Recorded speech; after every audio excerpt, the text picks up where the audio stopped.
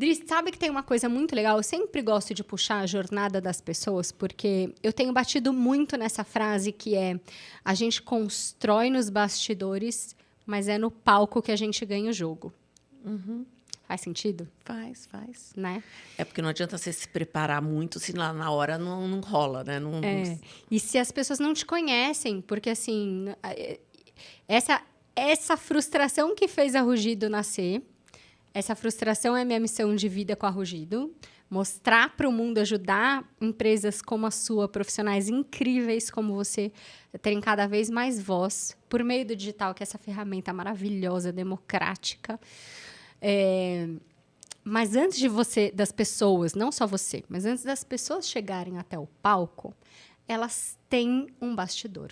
Sim. E, infelizmente, as pessoas geralmente só enxergam o palco, né? E não conhecem esse bastidor. Então, conta um pouquinho aqui pra gente do seu bastidor, da sua jornada. Você tem uma jornada linda, né? E eu lembro que uma coisa que chamou a atenção na sua jornada foi a história do seu pai ter sido um executivo por muito tempo, né? É verdade. E isso tem um peso na sua carreira, na sua jornada. Tem um peso. Eu acho que eu comentei com você, foi uma época que ele até... Antigamente, né, as pessoas ficavam 20, 30 anos na mesma empresa, né? Hoje em dia, você tem um monte de anos, mas não necessariamente na mesma empresa. Hoje, as pessoas têm uma rotatividade muito maior, etc. E naquela época, foi um trauma maior para ele, né? Eu me lembro disso. E esse impacto que ele teve mexeu muito comigo, porque eu vi. Um trauma porque ele ficou muitos anos na mesma empresa. Quantos anos, você lembra? Mais ou Uns menos? 25. Uns 20... Só que, Gente, 25 anos é uma vida na mesma empresa e depois ele saiu. E daí ele saiu e foi fazer uma outra jornada de empreendedor, né? Porque ele ficou como executivo. Mas o que eu achei interessante é o vínculo afetivo. E a questão da Porque ele se deu bem nessa jornada de empreendedor, né? Eu lembro que ele se deu super bem, mas bem. o vínculo afetivo ficou ali, né? Ficou ali. Então, o que você vê? Você vê que a identidade se mistura, né? Porque eu me tornei aquilo que foi o executivo que você vai construindo ao longo do tempo. Mas aquilo me gerou assim uma sensação de que, olha, se você é executivo, um dia você está fora. Então, se você é empreendedor, você pode continuar muito, a longevidade é maior. Tanto é que tem muitos executivos que depois vão empreender. Mas hoje já mudou. Depois de tantos anos, naquele momento, eu acho que era um impacto muito emocional também para mim. Né? Que daí eu queria empreender e queria trabalhar com esse aspecto. Tanto é que eu comecei com outplacement. Mas... Outplacement, para quem está ouvindo, só para ficar todo mundo na mesma página. É um serviço de recolocação, né? É um serviço que você ajuda as pessoas que estão saindo das organizações para elas repensarem a carreira, se repensarem, pensarem em construir um objetivo daqui para frente, fazer também uma reflexão do que aconteceu, né? Por que chegou ali. Mas eu acho que é bem... E, assim, tem sempre um contexto do que as prestações de serviço se adaptam. Uhum. Então, hoje, a gente tem que se adaptar a outro contexto. Uhum.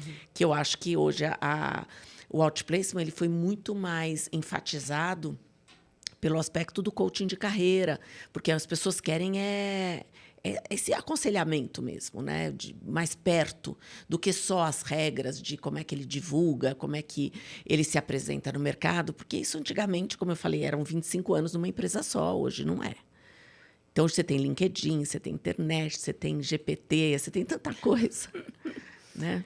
E aí você começou com outplacement. É isso, comecei com outplacement. Mas o que eu queria só completar ali é que hoje a minha visão não é que só porque você é executivo você está fora. Você vai estar, obviamente, porque a empresa não é sua. Mas tanto o executivo tem as suas vantagens, quanto o empreendedor tem suas vantagens e desvantagens. Exatamente. Né? São escolhas, né? São caminhos escolhas diferentes. E são perfis e características de coisas que você vai querer fazer. Então, se eu tenho um perfil que eu gosto de coisas mais estruturadas, de objetivos bem definidos e com uma estrutura que me ajuda a atingir aquilo, legal, eu acho que ser executivo vai ser ótimo. Agora, se você não tem tudo isso, mas você tem uma vontade de ter independência, de criar seu caminho, de construir. Tanto é que hoje a maioria dos jovens diz que quer ser empreendedor, mas será que eles sabem o que é ser empreendedor?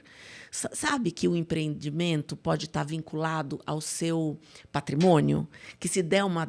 Maravilhosa essa reflexão. Porque quando você é jovem, ok o risco, né? Você tá mais ok para o risco. Exatamente. Mas e quando você tem família? Quando você está já numa outra faixa etária? Exatamente. O risco já bate diferente, né? Já bate diferente, porque você não quer arriscar as coisas que você construiu ao longo da vida. Então, se der alguma M em algum lugar, o que vai acontecer? Você é responsável por isso. Não só, obviamente, juridicamente, mas criminalmente ou financeiramente, tudo, você é responsável absolutamente por tudo. Então, tudo vai recair sobre você. Porque, no final do dia, os funcionários podem ir embora, mas você que está lá para ser responsável. Então, essas coisas todas também, às vezes, as pessoas não põem na balança, né? Porque não aparece. O que aparece, às vezes, é quem teve sucesso e quem não teve... murcha. Então, ele sobe e não tem uma visibilidade dos casos de insucesso. Sim. Maravilhoso. E aí, você começou, na sua jornada, você começou com um outplacement. Bom, você começou fazendo, né, psicologia lá, faculdade. E aí, como que você foi para a recolocação, para esse nicho? Assim? Como que você entrou? Conta essa história para gente. Então, na verdade, eu trabalhei em 2 empresas antes de começar a trabalhar com consultoria, mas eu tinha uma amiga que foi minha sócia durante muitos anos. E aí, essa minha amiga, ela estava começando uma empresa de recolocação, e aí eu entrei para fazer a parte comercial, fiquei sócia, e depois, mais para frente, a gente vendeu essa empresa para uma multinacional que queria entrar no Brasil. Aí, quando eu falo mais para frente, já tinha passado uns 10, 11 anos. Aí entrou, e aí a gente vendeu a empresa 10 anos depois, e aí nos tornamos executivas, né? Quer dizer, com quantos anos? Quando eu vendi, eu tinha 35. Jovem, gente. Bom, você praticamente começou já empreendendo, né? Eu comecei empreendendo, sim. Eu tinha trabalhado em 2 empresas e depois já fui curtíssimo tempo já começou empreendendo. Já.